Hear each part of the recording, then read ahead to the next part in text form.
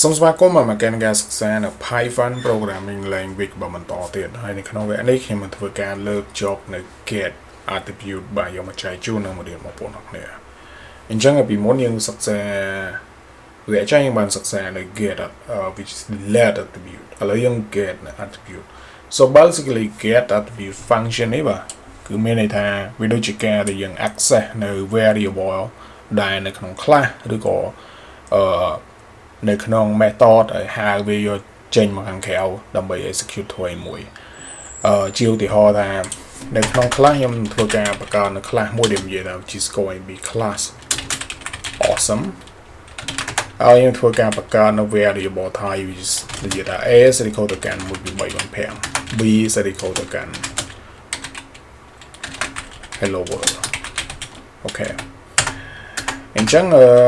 ដើម្បីយើង get នៅ which is attribute which is ឬក៏ data type ដែលជា variable នេះដែលនៅក្នុង class which is awesome កន្លែងនេះគឺខ្ញុំនឹងធ្វើការបង្កើតនៅ variable មួយទៀតវា set ទៅកាន់នឹងដែលខ្ញុំនិយាយថា which is going to var set equal ទៅកាន់ get attribute ឲ្យ pass ឲ្យនៅ which is function ដែលយើងត្រូវ access which is ទី1 awesome ហើយ option ទី2 which is សំណាង which is ឲ្យ attribute data type ដែលយើងចង់ access អញ្ចឹងសួរថាយើងមាន variable ដែលជា data type បាន2នេះបើយើងមាន a b អញ្ចឹងយើងត្រូ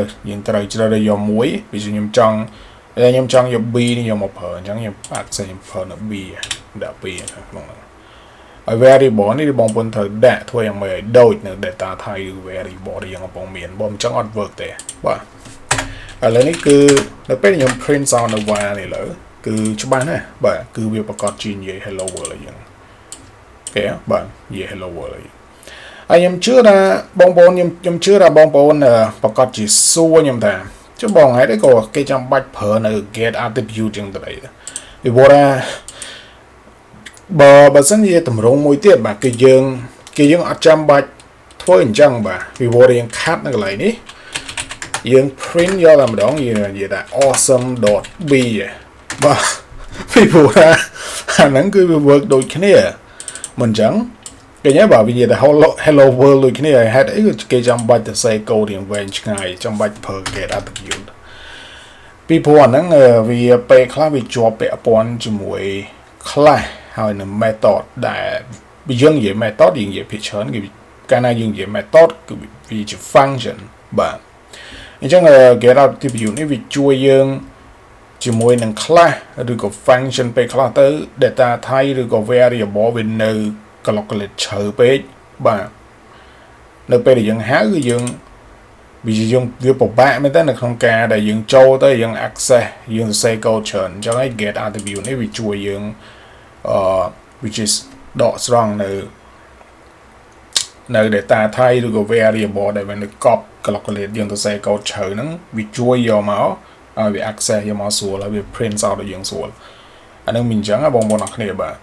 បើសិនយើងទៅសេមក clear ពី clear ដែលខ្ញុំបរៀនរាល់ថ្ងៃនេះបាទនិយាយទៅប៉ុណ្ណឹងយើងមិនបាច់ចាំបាច់ប្រើនៅ get attribute ហ្នឹងក៏បានដែរបាទដែល access នៅ access នៅទម្រង់មុនដែលខ្ញុំបានសរសេរលើនេះបាទគាត់និយាយថា which is awesome.b បាទក៏ប៉ុណ្ណឹងគឺវាដូចតែគ្នាបាទទម្រង់2នេះហើយទម្រង់1នេះគឺវាដូចគ្នាអាហ្នឹងដោយសារតែយើងសរសេរនេះការយើងសរសេរនេះយើងសរសេរ class ហើយយើងសរសេរ variable data type យើងសរសេរតែ2តែប៉ុណ្ណឹងដោយសារវាតិចណាដោយសារវាតិចយើងគួរតែប្រើ print នេះក៏ប៉ុន្តែនៅពេលដែលយើងសរសេរច្រើនបាទនៅក្នុង class នេះមិនដឹងថាយើងសរសេរ lib code ឡើងស្កាស់បាទហើយនៅពេលដែលយើងចង់ access នៅ attribute យើងចង់ access នៅ data type ចង់ access នៅ method ចង់ access នៅ function ចង់ access នៅ variable មួយដែលនៅក្នុងហ្នឹងគឺពេលហ្នឹងវាពិបាកបាទព្រោះទម្រង់កន្លែងនេះវាពិបាកវិញ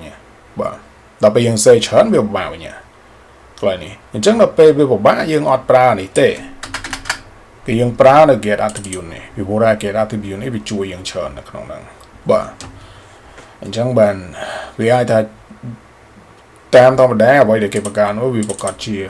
មានមួយខុសមួយត្រូវមិនអញ្ចឹងបាទមួយខុសមួយត្រូវមួយលឿនហើយមួយអត់លឿននោះហើយជា program បងប្អូនអរគ្នាបាទ អញ្ចឹងយើងនឹងបន្តទៀតបាននៅក្នុងវគ្គក្រោយ